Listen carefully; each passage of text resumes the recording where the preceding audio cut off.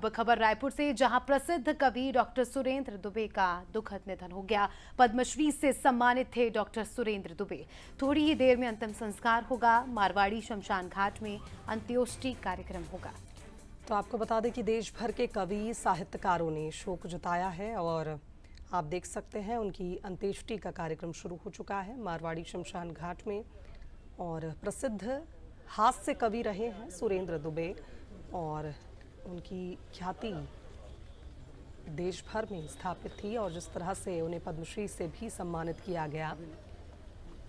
आपको बता दें कि कल देर रात CM Vishnudeo Sai, deputy CM भी उन्हें अंतिम विदाई देने पहुंचे थे, उनके घर पहुंचे थे और उनके परिवार से भी मुलाकात की थी।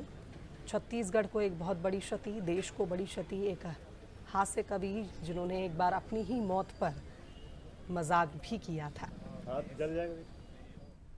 सुरेंद्र दुबे का निधन हो चुका है और देखिए पूरे छत्तीसगढ़ में शोक की लहर है। मैं इस वक्त सुरेंद्र दुबे जी के घर के बाहर मौजूद हूँ। तमाम लोग जो सुरेंद्र दुबे जी को चाहते थे और उनकी कविताओं से हंसा करते थे, वो आज यहाँ पर हमें रोते हुए नज़र आ रहे हैं। आप देखिए, जिधर भी आप देखेंगे शोक का एक माहौल है और जिस तरीके से देखा जाए काफ़ी प्रसिद्ध थे सुरेंद्र दुबे जी। और वहीं अगर देखा जाए तो कुछ खास अगर देखा जाए तो जो सुरेंद्र दुबे जी के करीब थे, कुमार विश्वास यहाँ पर मौजूद हैं, मंत्री राम विचार नेताम यहाँ पर मौजूद हैं, तमाम और भी जो मंत्री हैं वो भी यहाँ पर मौजूद हैं। और जिस तरीके से देखिए अंतिम विदाई के लिए यहाँ पर तमाम लोग जो हैं पहुँचे हुए हैं।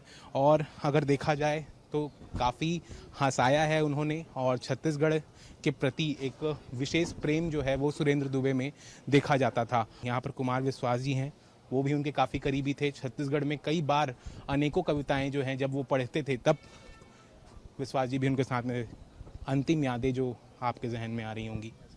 अभी तो फिलहाल हम सबका जो कवि जगत के लोग हैं, हमारा मस्तिष्क एकदम बिल्कुल शून्य है, क्योंकि किसी ने ये आशंका सोची नहीं थी उनका स्वास्थ्य देख के और उनकी जिंदादिली देख के।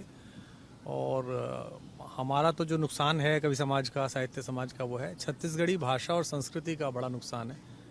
क्योंकि विश्व में जब छत्तीसगढ़ अस्तित्व में नहीं आया था, मध्य प्रदेश का हिस्सा था, तब भी छत्तीसगढ़िया को लेकर, कल्चर को लेकर अमेरिका में, लंदन में, दुबई में टिप्पणी करना, बताना कि मैं कहाँ से आया हूँ, अपने छत्तीसगढ़िया बोध को लेकर गर्वित होना, ये मेरे ख्याल से पहली बार सुरेंद्र दुबे ने ही किया।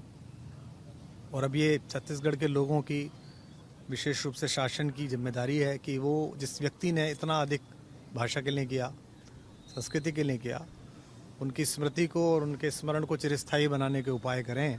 आयु का भेद नहीं रखते थे वो, मतलब जो कल बच्चा आया है 25-30 साल का मंच पे, उसके साथ भी वो मित्र की तरह व्यवहार करते थे। कई सार्वजनिक कार्यक्रमों में एक ही मंच साझा किया है आप लोगों ने और इसके अलावा भी आप लोगों की मित्रता जग जाहिर थी। कुछ ऐसी यादें जो आज काफ़ी याद आ रही हैं आपको? क्योंकि हर बार जब मिलते थे तो एक कटाक्ष होता था आप लोगों के बीच में और जो हंसी मजाक का कटाक्ष होता था, तो वो यादें आज आपको आ ऐसा तो कुछ नहीं। अभी इन दिनों आध्यात्मिकता की तरफ बहुत उनका रुझान हुआ और सात्विकता में बहुत, वैसे भी सात्विक ही थे, किसी प्रकार का व्यसन नहीं था, लेकिन बीच में अभी लहसुन प्याज का भोजन छोड़ दिया था, रात्रि भोजन नहीं करते थे। और हमारे परमप्रिय अनुज और बड़े लोकख्यात धीरेन्द्र कृष्ण शास्त्री उपाख्य बागेश्वर धाम सरकार, उनके प्रति काफ़ी आदर का भाव हो गया था, वो भी इनको बड़ा स्नेह करने लगे थे। सो मैं श्रद्धांजलि तो व्यक्त करता ही हूँ, लेकिन फिलहाल अभी तो हम इस स्थिति में हैं कि हम इस समाचार को, हम लोग इसे अंदर तक ले नहीं जा पा रहे। सुरेंद्र जी दुबे जी के बारे में मेरे जैसे व्यक्ति,